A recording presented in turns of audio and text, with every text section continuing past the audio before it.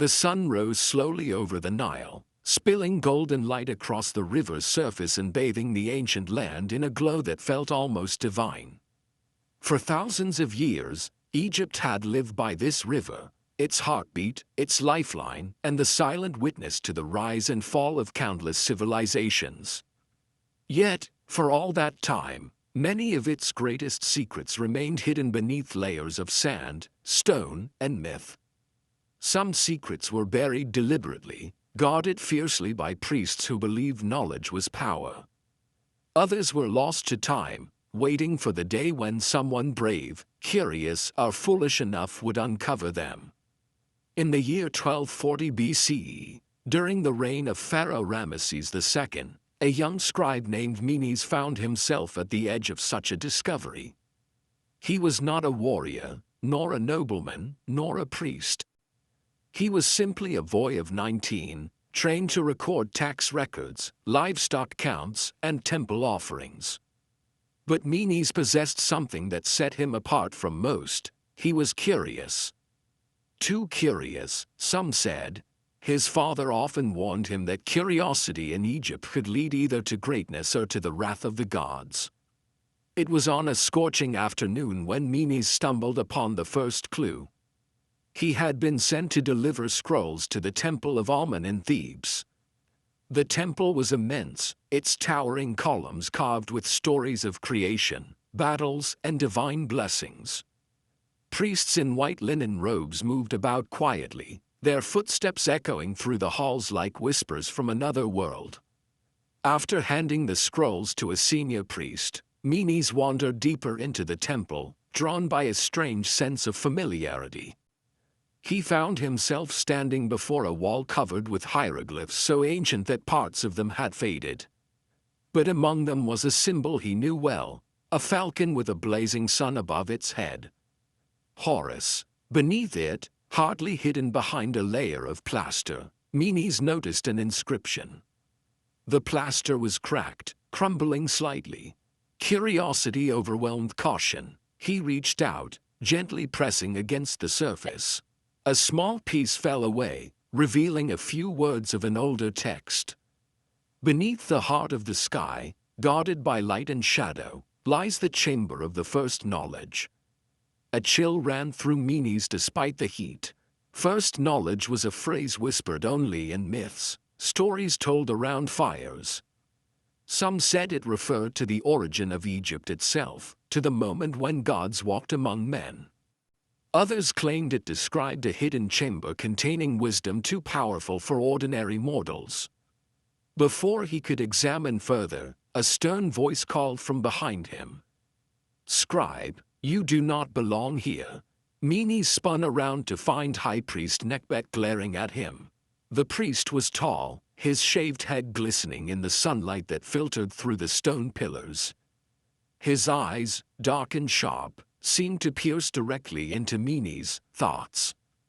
"I apologize, High Priest," Menes stammered. "I meant no disrespect." Nekbet stepped closer, his expression tightening. Curiosity can be a dangerous path. Some things are hidden because they are not meant to be known. Menes bowed deeply, backing away. Yet even as he left, he couldn't forget the inscription. It haunted him through the night and into the next day.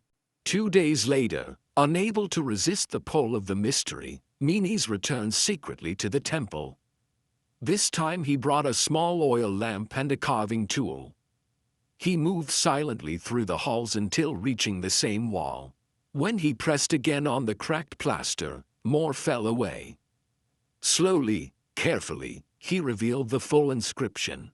It spoke of a chamber built during the reign of the first pharaoh, Narmer, a chamber meant to preserve the wisdom given by the gods before men forgot their origins.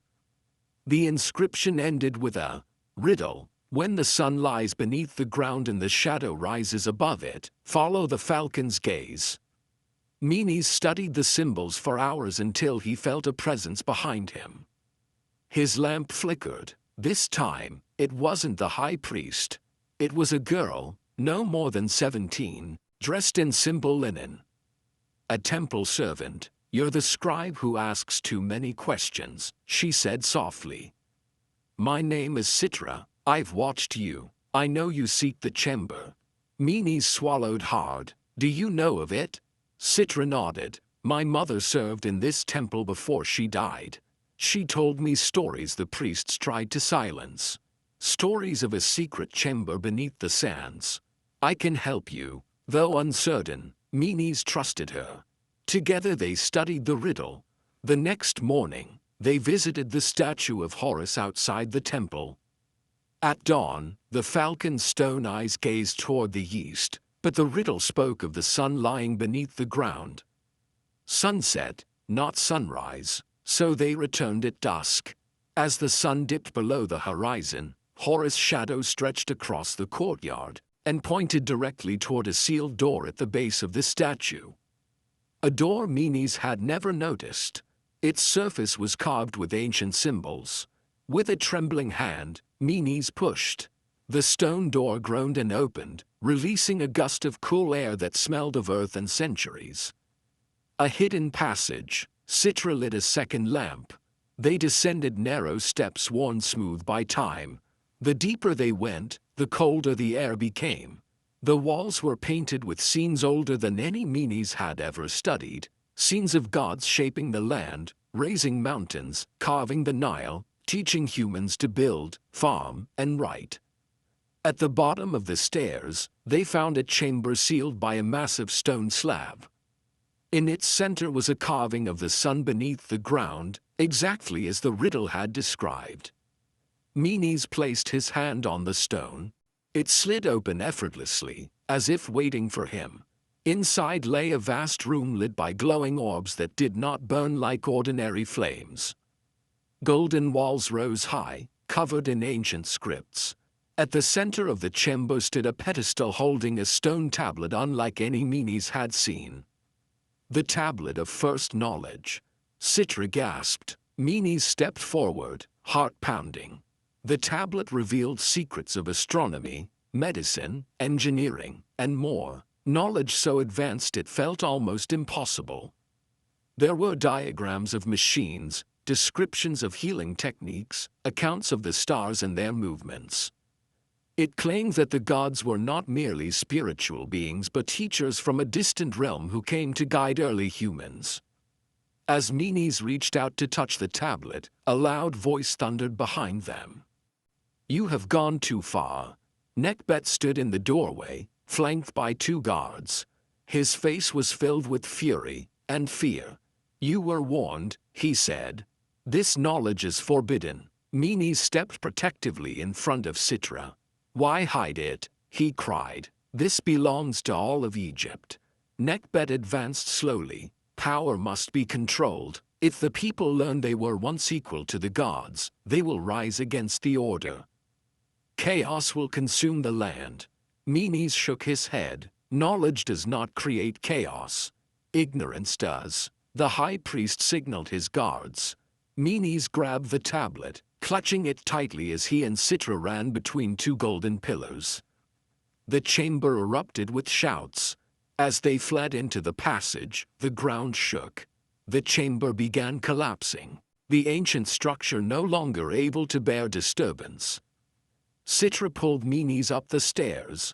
Stones crashed behind them. Dust filled the air. They emerged into the courtyard just as the hidden passage sealed itself forever beneath tons of rubble. Breathless, Menes looked at the tablet he still held. It was cracked but intact. Nekbet stood frozen, unable to reach them in time. "You do not understand what you have taken," he warned. "The gods will judge you." But Menes felt no fear. He knew the truth was worth every risk. Under the pale moonlight, he and Citra fled Thebes together, determined to preserve the secrets of the ancient Egyptians not in silence but in story.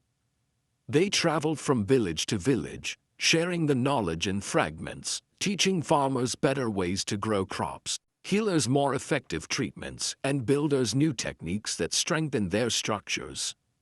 Over time, Menes wrote everything he knew onto scrolls he hid across Egypt, hoping future generations would find them. Some were discovered, Others remained lost, waiting beneath sands that shifted with every storm. The chamber of first knowledge remained sealed, but its wisdom lived on through Mini's courage. And though the priests tried to erase his name from history, whispers of the scribe who discovered the truth survived, passed down by storytellers, carvings hidden on tomb walls, and legends spoken beneath the stars that once guided the gods themselves. For in Egypt, nothing stays buried forever, and the secrets of the ancient Egyptians continue to rise, one discovery at a time, from the timeless sands of a land that remembers everything.